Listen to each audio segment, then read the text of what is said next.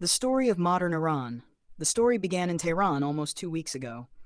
A newsreader reported that around 60 Americans, bound and blindfolded, had entered their sixth day of captivity inside the U.S. Embassy in Tehran. Another report stated that more than 3,000 people had been killed, according to the World Health Organization. Johnny explains that today, most people's view of Iran is shaped by the regime that has ruled the country for nearly 15 years. However, he wants to show a different Iran, the Iran that existed long before the current regime, and explain how the country reached this point. He argues that understanding Iran's past is essential to understanding how such a strict religious government came to power and managed to survive for so long. Although many people think modern Iran's history is mainly about religion, Johnny says it is actually a story about power, foreign influence, and fear.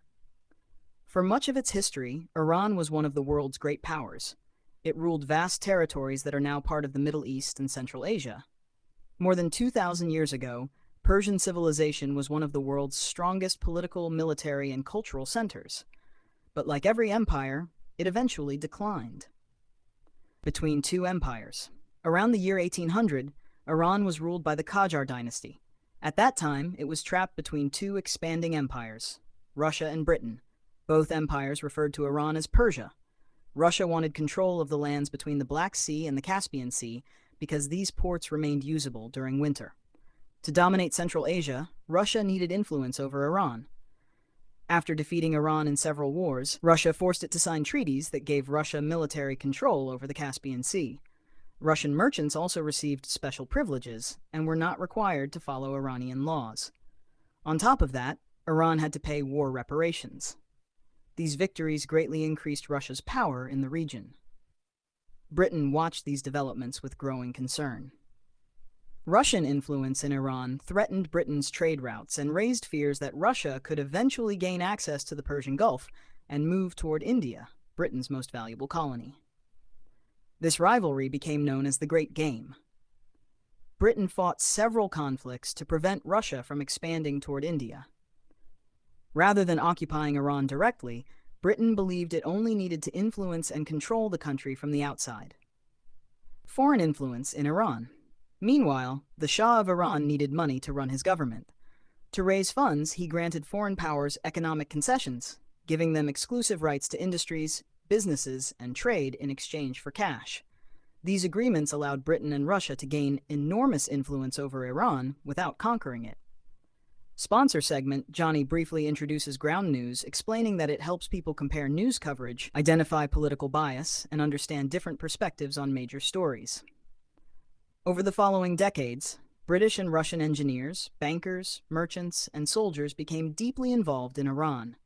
They invested in railways, dams, bridges, factories, banks, and trade while earning significant profits. Although they built some infrastructure, much of the wealth flowed back to their own countries. Britain also built a telegraph line across Iran, making communication with India dramatically faster. While the country earned some income from these arrangements, much of the money was spent by the Shah on his own luxurious lifestyle. The Persian word for king is Shah, and from this point onward, that title is used.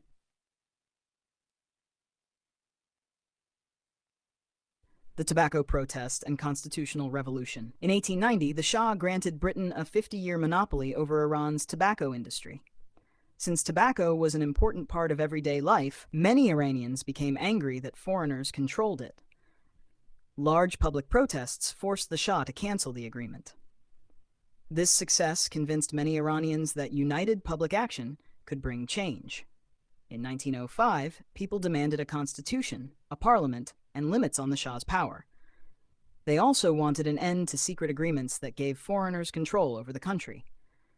Iran established one of the Middle East's earliest constitutional governments. However, after the Shah died, his son opposed democracy and wanted absolute power. Russia, whose influence was threatened by the new parliament, sent 12,000 troops into Iran. Russian forces attacked the parliament building with artillery, killing hundreds of lawmakers and constitutional supporters. Many others were arrested or executed. Although democracy suffered a major setback, the movement survived and continued fighting for political reform. Cash, oil changes everything. Soon afterward, Britain and Russia divided Iran into separate spheres of influence without asking the Iranian people. Then a major discovery changed everything: oil. In 1901, the Shah granted oil exploration rights to a wealthy British businessman.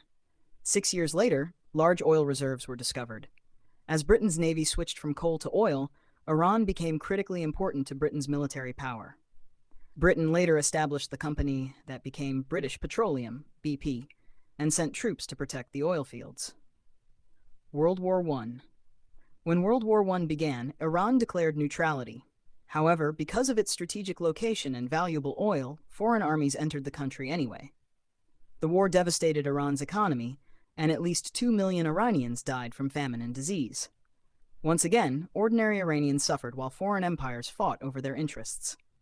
After the war, Russia became the Soviet Union and temporarily withdrew from Iran, but Britain remained because of the country's enormous oil reserves.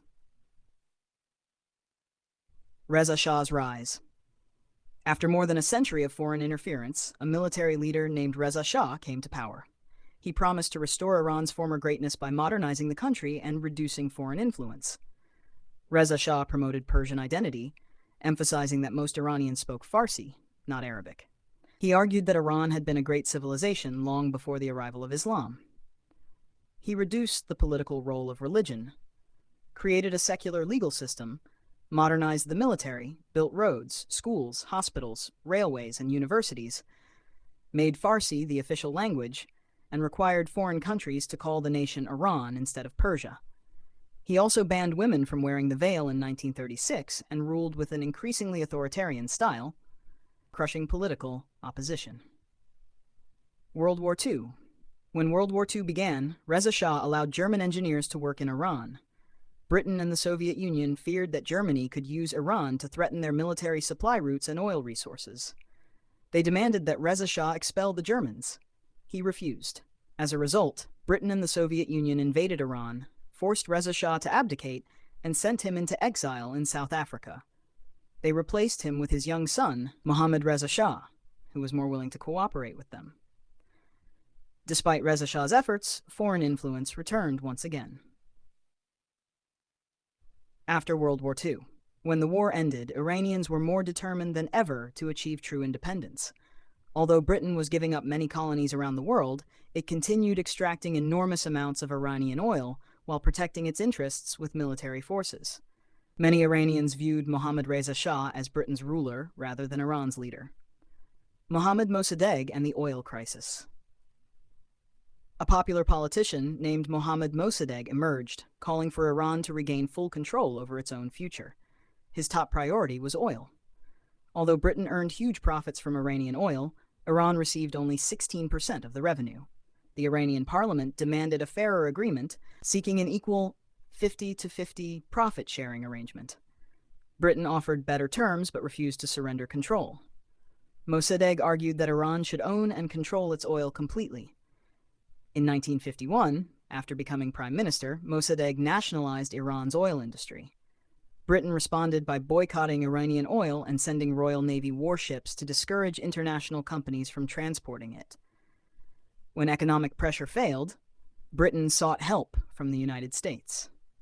During the Cold War, British intelligence convinced the CIA that Mossadegh might become too close to the Soviet Union.